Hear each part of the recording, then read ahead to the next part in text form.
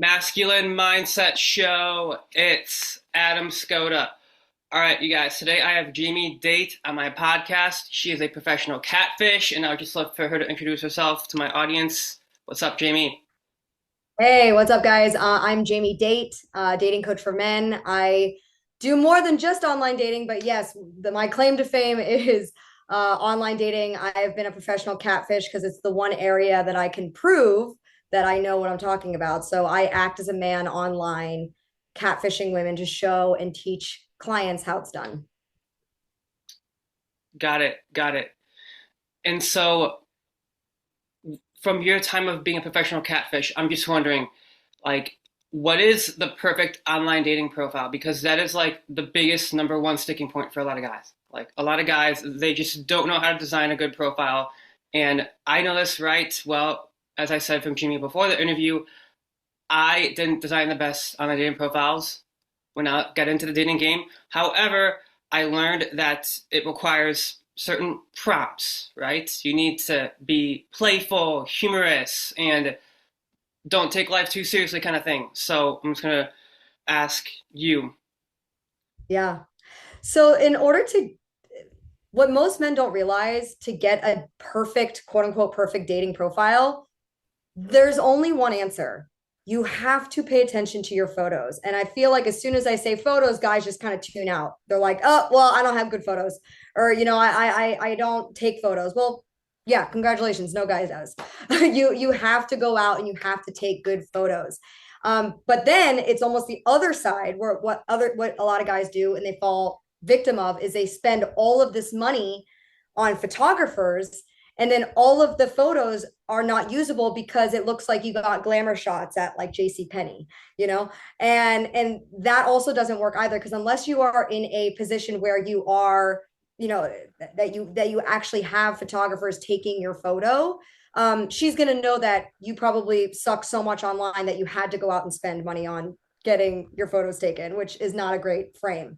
So the whole goal is you have to put in effort into taking your photos. Now, outside of working with me, you can do this. So by getting a ring light, literally take pages out of women's books. Guys, we've been doing this very well for years.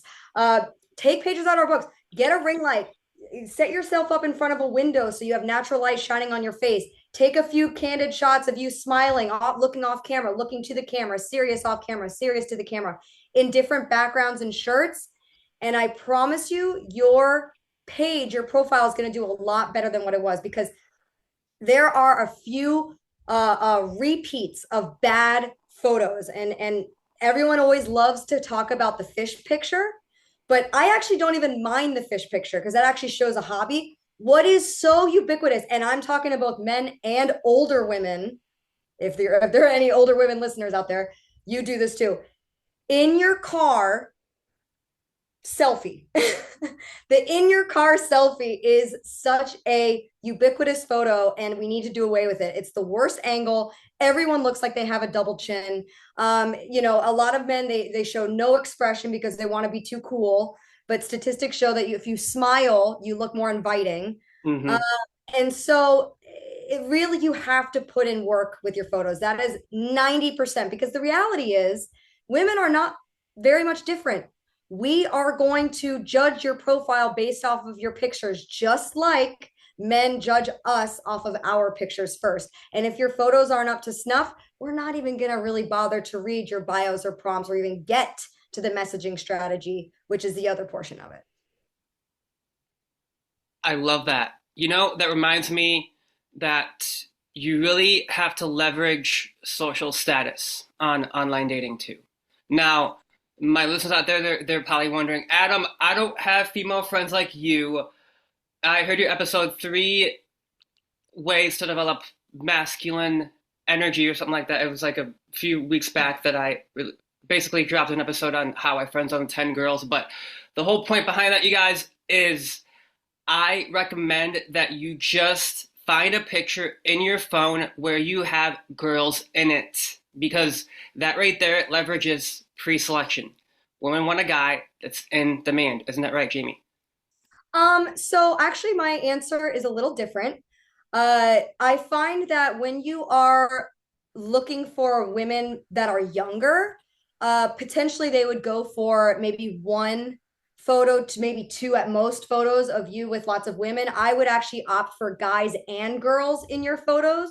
Not obviously the group being too big, and you Mm. should be, I should easily be able to spot who you are in the photo. But if it's just a guy that looks like he's just with a bunch of women showing them off, it's very obvious. I think women are a lot more intuitive than men give us credit for.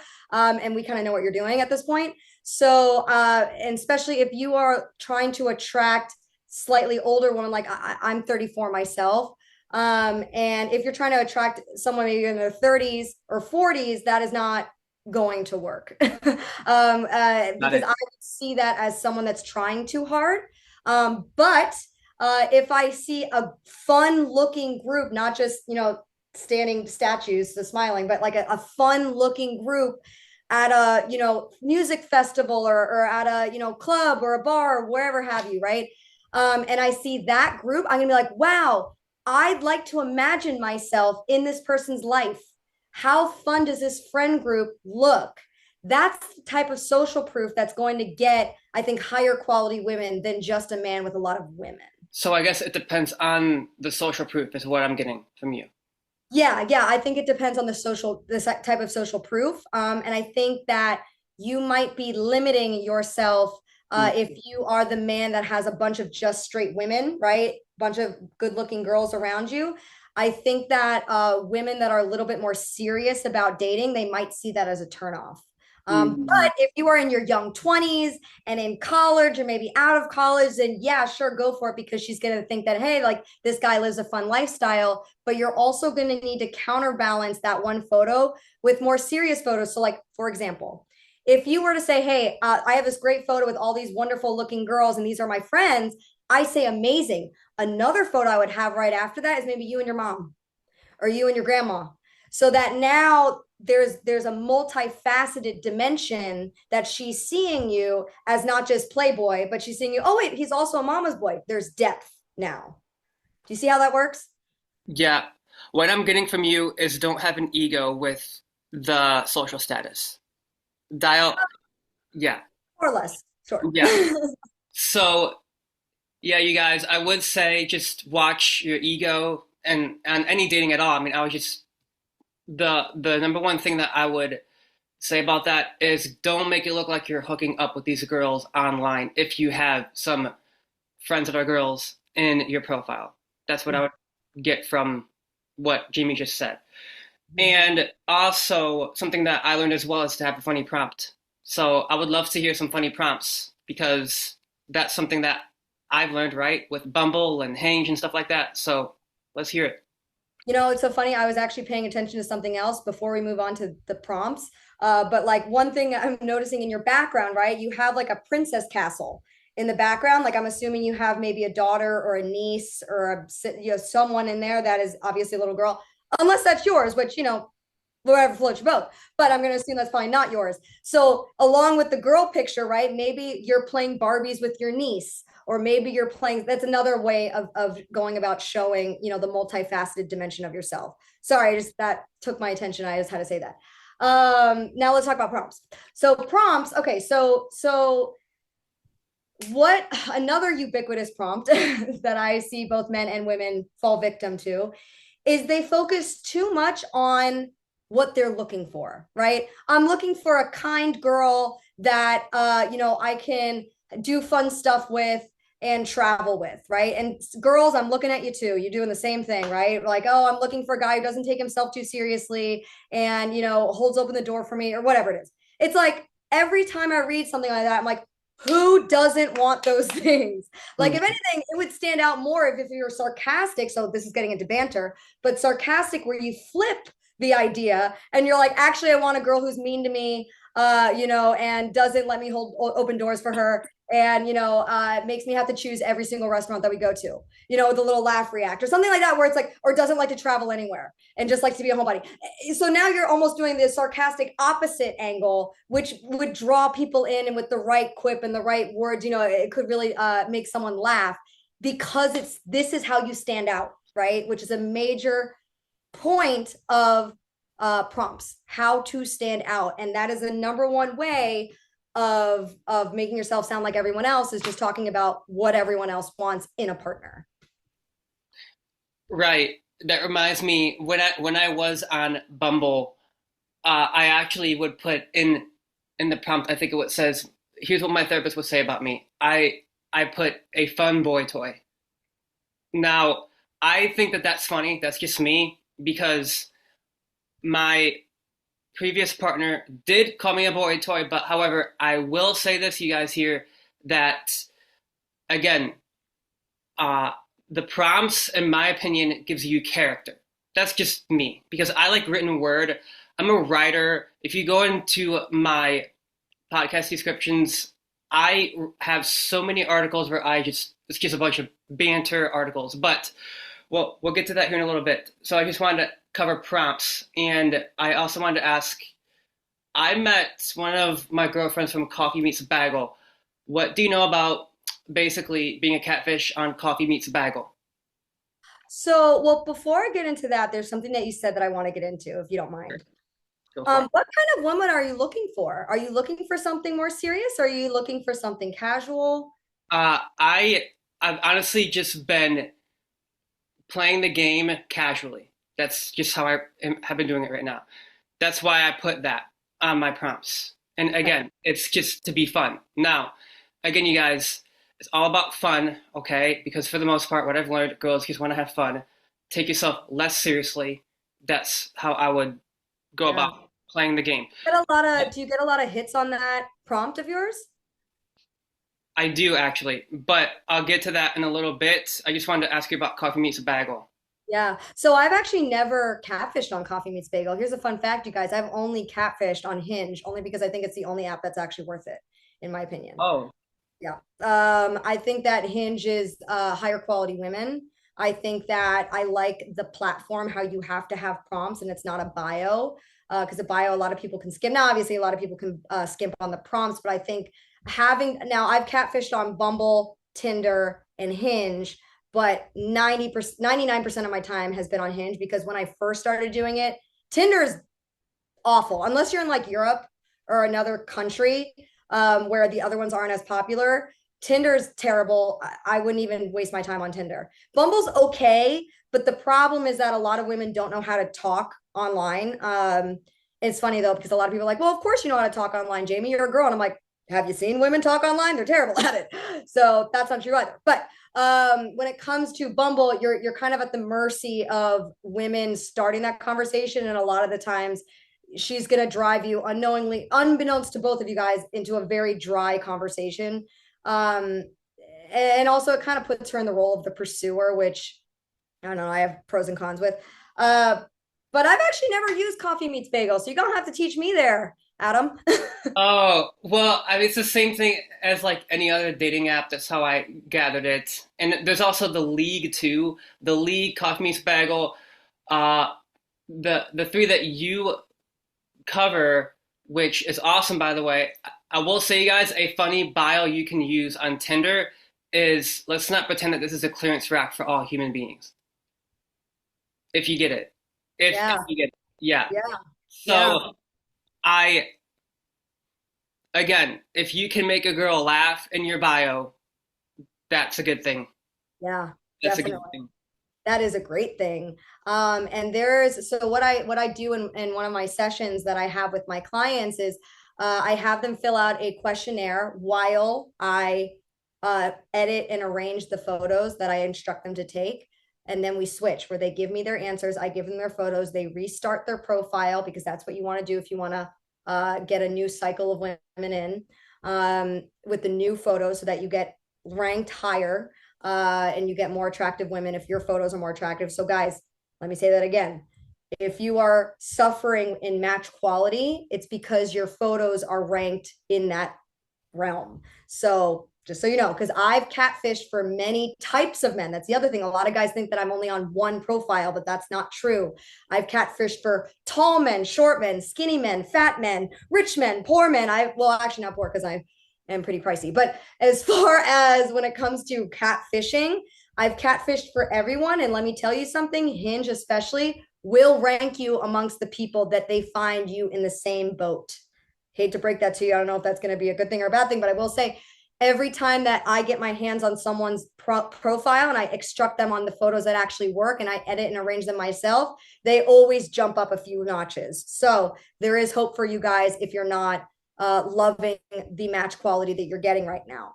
But as far as what I do is I have them fill out a questionnaire, and then from there I actually come up with funny, witty prompts that she can enjoy. And then sometimes, if like I have a client right now he's either in Sweden or Switzerland, I can't remember. But either way, Tinder's really big over there. So he had me write a Tinder bio, which I did for him the other day, and that turned out to be really funny.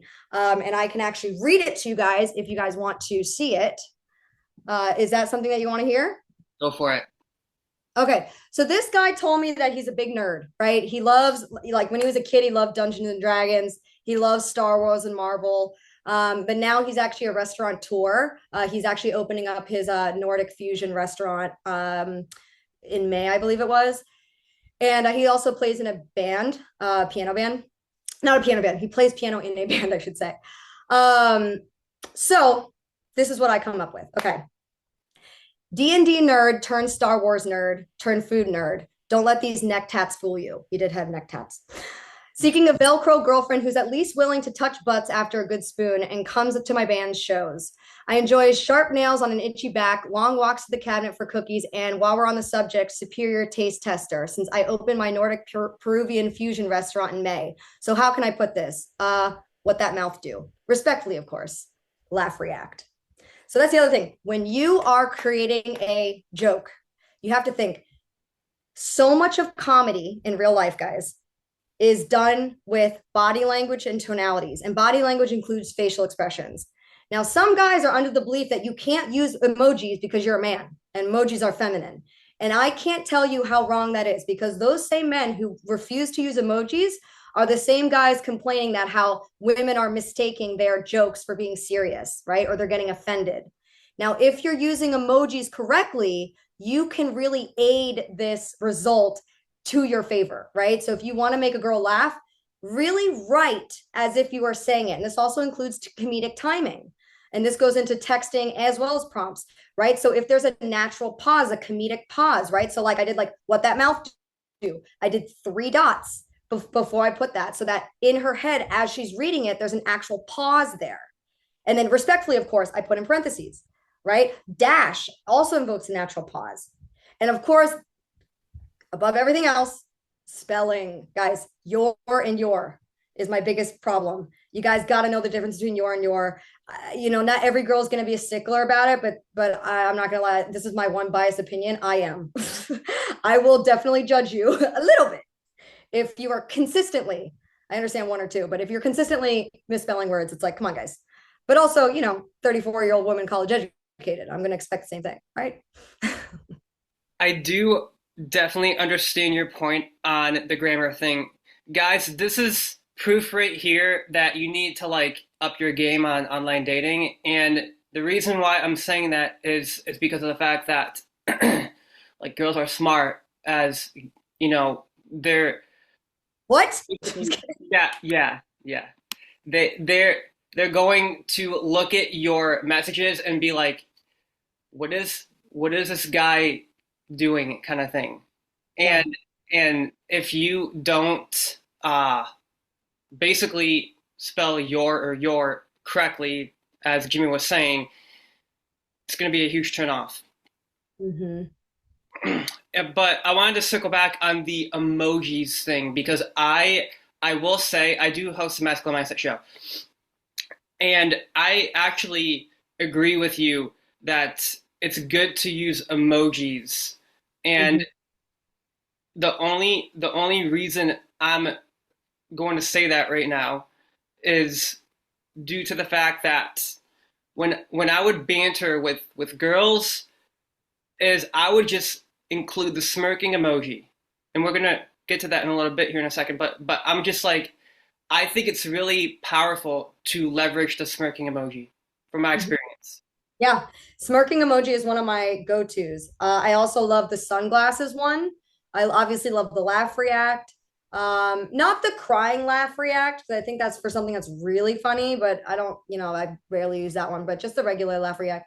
And then the devil, the purple little devil, if I'm being a little cheeky, or the upside down smiley face if I'm being sarcastic. But the one that I do not use is the traditional smiley face one. I think it's giving too much. I don't think I'm going to assume that everyone's being pleasant. I don't need to put a smiley face attached to a sentence that's already going to be a pleasant one, because it goes into when not to use emojis. So when not to use emojis is for sake of repetition, right? So I play basketball emoji, or like, hey, how you doing?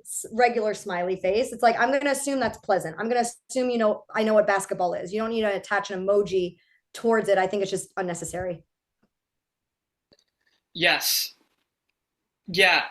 So that's interesting. I have not thought of using the upside down face emoji when you're being sarcastic, but I'll start using that with this girl I've been talking to named Jessica because she is very sarcastic with me. Jessica, watch out. Upside down emojis coming for you, girl. So something that I like to do in online dating is banter over text, and I would like to talk to you. I'm sorry, what is it? Being what? Banter over text. Mm-hmm. So yeah, uh-huh. yeah. Now I'm looking at one of my articles right now, and I remember I was texting with this girl I was seeing at the time. She asked if I could come over her place, and then I said, "Are you trying to say something?" with the smirking emoji. You guys get how that works? Are you trying to say something? That right there is a great way to just start up a banter. Are you trying to say something with the smirking emoji? And that's something that I think is powerful because girls are very subtle and they're not going to make it so obvious. Like you can't just rely on them being forward with you. Guys are like that. Girls aren't like that. But if there's something that you want to mention on that, let me know, because I think banter over text, in my mind, is very powerful and it can be done correctly too on online dating. What are your thoughts on that? There's got to be a hand in both pockets, right? You have to go back and forth, because if you're consistently banter, if you're always bantering, as a woman, that's a lot of pressure, right? It's like, I don't know where to take this, right? It's like he's being funny and that was fun for a little bit. But like, for example, everyone's had a conversation with someone where they don't let a joke die. They keep making the joke. And it's like, all right, dude, you got it. Like, calm down. And it makes us want to like move away from it. That's kind of what happens with women when a guy is being too playful, too jokey, too dancing monkey, as the old pickup artists like to call it, right? Right. And so there's definitely a need for both, right? And so where I like to go is you want to ideally start playful, right? So that's riffing off of something on her profile, whether it be her prompts, whether it be her photos, what have you, right? I'm doing a master class in the summer teaching men that are 50 plus. So if there's any listeners out there, guys that are 50 plus and older, their biggest thing is, hey, I don't think that your stuff works for older women.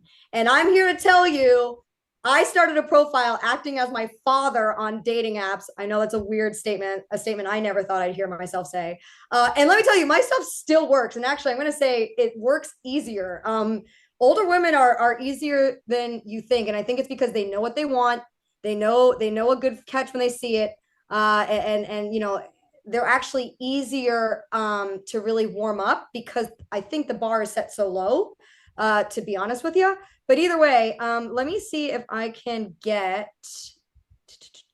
You bring up a good point that a lot of younger girls are very high maintenance. So Well, they just have more options, right? I mean, that's the thing. They're high maintenance because anyone would be. If you have options galore, as a great opener, right? How to start the conversation with banter, right? With that playful attitude. So one thing you're going to have to learn is lead words. What are the lead words that she's saying? Which is really like the main, subject words of whatever it is her prompt is, for example, right? Or just like the idea behind the frame behind it, right? And then you want to do word associations. Word associations can just be, obviously self-explanatory, right? What are words that associate with that lead word? Or can you develop, and this is the example I'm going to use, can you develop a hypothetical made up situation between you and her, right? With whatever her prompt is. So like, for example, her prompt says, a shower thought I recently had. If my calculator had a history, it would be more embarrassing than my browser history. So then I say, listen, Riley, dash, natural pause. Listen, Riley, one of us has to be the brains in this relationship, and it's not going to be me. And then I have a little smirk emoji right there. And then she goes, oh boy, we are screwed. And then we're off to the races, right? Because I've already made her laugh. And just like guys, just like when you're talking to a woman in person, you want to make her laugh within the first 60 to 90 seconds, because that's gonna double the amount of time that she's going to continue to let you speak to her, right? So again, you want to give value. By making her laugh in the beginning is going to really set you up to get her to rush to respond to you. Because the reality is, most guys, again, bar's really low. Most guys are starting out with, hey, how are you? Or how was your weekend? Or, what'd you do this week? Or so you want to start out playful, ideally, when it comes to her prompts. So what you're going to do is you're going to look for lead words, really words that stick out with whatever it is she's saying on her prompt. Or it can be the idea behind the prompt, right? And then you want to think of word associations. What are word associations with those lead words to create, for example, a made up scene, between you and her, a hypothetical situation involving you and her, just to riff off of. So I'll give you an example. So this one girl, she put, a shower thought I recently had. If my calculator had a history, it would be more embarrassing than my browser history. So then I go, listen, Riley, dash, natural pause, right? So listen, Riley, one of us has to be the brains in this relationship, and it's not going to be me. And then I do a little smirk emoji. And then she responds, oh boy, are we screwed. And also, that's the other thing I like to do is I like to sometimes insert her name in the actual text, because it acts as a pattern interrupt, because a lot of people don't do that. And your name, so thank you, Dale Carnegie, your name is the sweetest sound in any language. So she is going to kind of perk up when oh, Riley, like he's, it's different. It's different than, because no guys are doing that. Mm-hmm. Yeah. Yeah, I definitely really like that, because it gives some content that my listeners can go with and use in the real world. Wow. Yeah. So what I would do on online dating, you guys, is I would include pictures of me at BJJ, or like training some people, because I'm a personal trainer too. That's just an example of what I would do. And also, I wanted to quickly ask Jamie real quick, what are your thoughts on the looks being important? I love this question. Thank you so much. So I'm a big fan of playing to the opposites, right? So your look right now, I could tell you're a personal trainer. You look like a personal trainer. You got some guns right there, right? I'm a little concerned if they're licensed, right? No.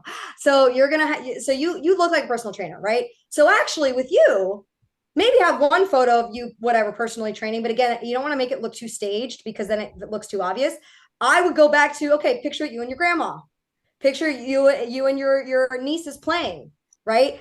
Because then it's like, oh, this dude looks like a badass, but he also, like, now there's depth, right? So same thing, I have a lot of Asian clients or Indian clients where they look like a very stereotypical, collared shirt, very iron, very, very, for all intents and purposes, a little nerdy, right? And it's very obvious. If you really want to create that depth, get a V-neck. You know what I mean? Look a little like get some fitted jeans, maybe get a picture of you if you start riding motorcycles or start doing skateboarding, like something. Now, obviously don't lie. If you don't skateboard, don't do that. But there needs to be something that shows, oh, this person, there's more to him than what he looks like so obviously, right? And it's going to draw her in. So play the opposites of what you look like, right? That's one angle to do it. But the other thing, more than anything, guys, the photos don't really need to be a whole production, because here's the thing. Yes, photos are number one most important, but really what we're looking at is your face. That's what we want to look at. Yes, maybe have a body shot. I say, like, someone like you, Adam, you have a great body, it looks like. Of course, I'm only seeing you from chest up, but when it comes to how you want to present that, if you have a great body, you need to be doing something that just happens to show off your muscles. So like there's this client that I worked with, he's an artist. He's also ripped, but he's also just like a painting, a very, very good painting. I can't even speak. Good painting artist. And what he did is he had this one photo of him, and he wasn't even going to use it, but I was looking through the Rolodex of his photos and I selected it. And now, of course, it's the one that gets the most hits. And what it said, or he's painting, and it's a profile of him painting on this canvas. And what do you see on the side? His fucking gun, dude, like his huge arm. And it's like, so it's not so obvious, like, because he could have easily done the whole like gym thing, right? He's like, oh, look at my arm, right? But it's so obvious. But he's painting, and you just so happen to see his arm, right? I had another guy where he's barbecuing, right? And he's wearing an apron, and it's one of those aprons that looks like a lady figure, right? But he's fucking ripped. You can tell he's ripped. He's just wearing the apron, and it's a hilarious photo. Again, he looks like a beefcake, but when he poses like that, it shows this like softer, sillier side of him that's going to appeal to the woman that always says in her profile, oh, I don't want a man to take life too seriously. That's what we mean. Don't take life so seriously. Be multifaceted, right? It shows interesting character. Yes.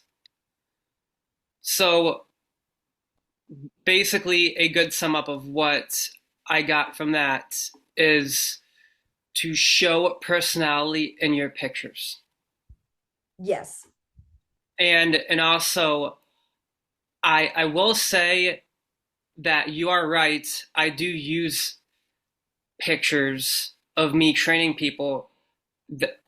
But what I will say is I've learned that you should use a picture of yourself smiling too. And that's something that, again, I hear from people all the time. They're like, Adam, you need to smile more.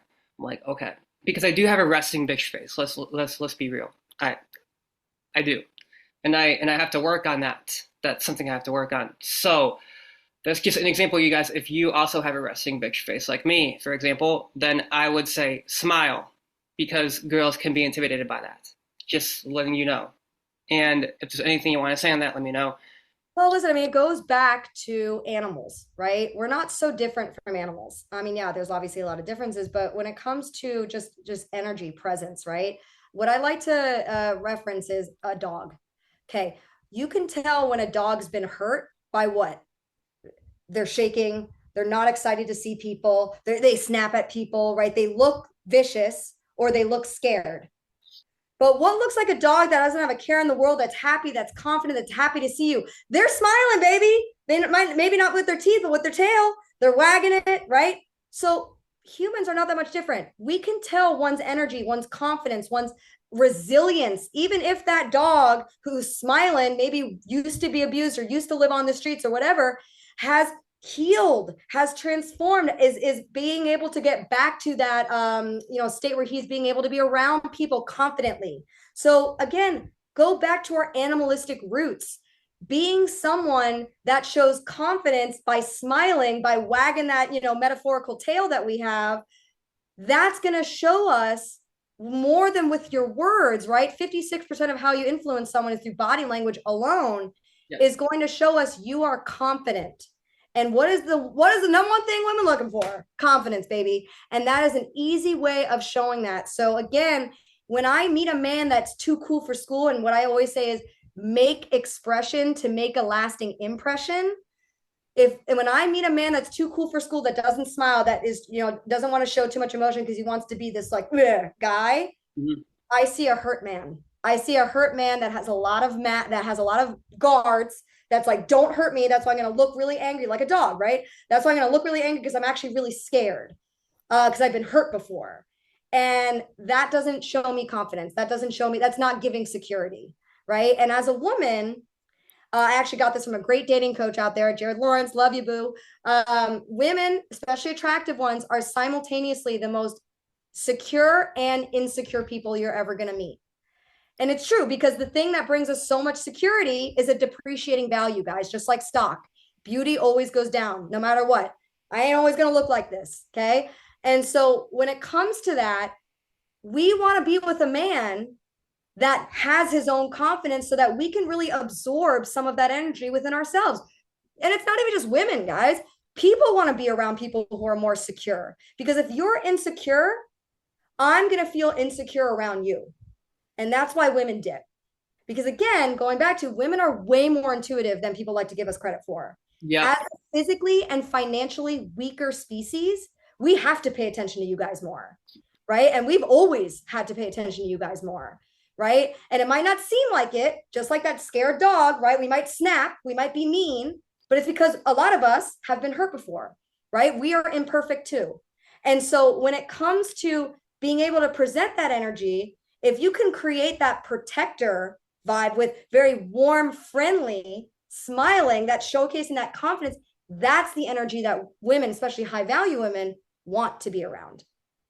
You reminded me of something I say in my very first dating ebook. I say to just make self-expression your default setting. Yeah. So just And you say that with such a stoic face. yeah. It's I know it's just something I used to talk like that, Jamie, but it is what it is. So what I would say is I would just be animated in your tonalities, like wide range of tonalities. Like don't always be so monotone. That was, again, I have a very earlier episode, I think it was like 10 ways to trigger involuntary polarity, where I talk about just don't talk so neutral. Like you want to be animated and have gestures and basically use your body language to like show that like you're proud of yourself. Like don't be overboard, obviously, but that would be the biggest takeaway there. So, and one last thing I wanted to ask you real quick before I forget, that is, all right, so my last question to Jamie is, when it comes to online dating, would you encourage men to optimize for looks, status, and resources, all the above? That's my biggest question to her now. And that's my last question. So, I mean, I don't think there's a clear answer, right? Because you can kind of demonstrate all three of those qualities in different ways within your photos. You know, if you're someone that doesn't have any photos with other people, but maybe have like a photo with your mom, or maybe have a photo with your best friend at their wedding or something like that, or maybe you're talking at a wedding or it's just you, that's still going to show status. It's going to show other value qualities, right? You know, women aren't these robotic creatures that are like, oh, he has this picture, check, he has this picture, check. Like, it doesn't really work like that. Honestly, the thing that you guys gotta have to prioritize more than anything else is, can I see your face? Is it in focus? Women care less about where you are. I can't tell you guys in Denver, I'm looking at you. Where you are, I have so many pictures of guys rock climbing and they're this big, ant size in the photo, and I don't know what they look like. And those are the only photos they have. Or like a photo of just like their motorcycle. And it's like, guys, I need to know what you look like, right? So again, you want to prioritize looks, I think would be the answer, but then there's also other ways of showcasing those other qualities within those same photos, right? Status, having a fun group. So like as a music festival goes, so I'll be honest with you. If I see a guy at a nightclub with a bunch of hot ladies, I'm probably not going to swipe right. But if I see a dude with a fun group of friends at a music festival, I'm swiping right, because that's really fun for me. I love that stuff, right? I'll go to a music festival over a club all day. So again, it's going to be what you are catering to. So my above all answer is, what, you know, going back to your resources, going back to, what are your resources? What do you like doing? And if that answer is, I don't really know, I'm just trying to cater to what I think women want, that's your first problem. Because here's the thing, men, you're leaders. You guys are hunters, right? Mm-hmm. And we are not the prey. That's what a lot of people think. We are not the prey. We are gatherers. We gather information. We are gathering information about you to make a decision, right? Hunting, you guys are hunting challenges in life. And we want to follow a guy who's hunting that. But listen, if you're only hunting women, quote unquote, right? Metaphorically speaking, if you're hunting women, if women are your prey and you're also expecting us to follow you, guess what we're doing? We're going around in a big fucking circle, right?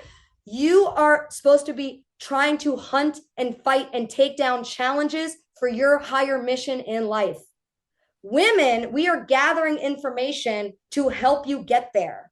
That's women in her divine feminine. If you ever met a woman who's really living out in her divine feminine, we are the original muses, you guys. We have inspired some of the greatest, women have inspired some of the greatest art, songs, music, narrative, stories, businesses, like you name it. Wars have been fought for women, right? We are the original muses, okay? We help you get there. We help and make your vision possible. Woman that is living in her true power. This is why you see some of the most powerful, powerful, powerful men. Why are almost none of them playboys and almost all of them married? Because they know the value of a true woman living in her divine feminine can help guide, and they can go together. That's the beauty of this all. Now, yes, if you're in your 20s and you want to date around, I think everyone deserves a hoe phase at some point in their life, because just like everything else, we are taught to try everything to see what we like, to see what we don't like. Why not apply that same logic to something as important as choosing a partner? Because a lot of people will agree, choosing a partner is the most important decision of your life, right? Because you're not just choosing someone to sleep with, you're choosing a future business partner, you're choosing the mother of your children, you're choosing someone, a forever friend, right? These are things that are going to make or break the quality of your life. Talk to any divorced person, they'll tell you. So when it comes to really respecting that, that's the one message I want to give to you guys. Women are not the prey, right? I am not the fish. Okay, I'm the catfish, but I'm not the fish. You're supposed to fight your mission in life. You are supposed to get to where you are going to go, and women want to follow a man like that. I fucking love that. And the reason I say that is because I told Jimmy before I wrote on this interview, I am an author, and in my hardcover book, I give very clearly all of these essential tasks to make it more of an experience. And what Jimmy just said is so true. Guys, you need to have a mission for yourself and know where you want to go, because that's a man that a woman can follow. So that was awesome. That was great. And I would love to release this podcast to my listeners. So I appreciate you coming on to the Masculine Mindset Show. Jamie, I will release this next Tuesday. We may have to, I'll have you send me this video here. So Absolutely. Well, thank you so much, Adam. You have a great rest of your day.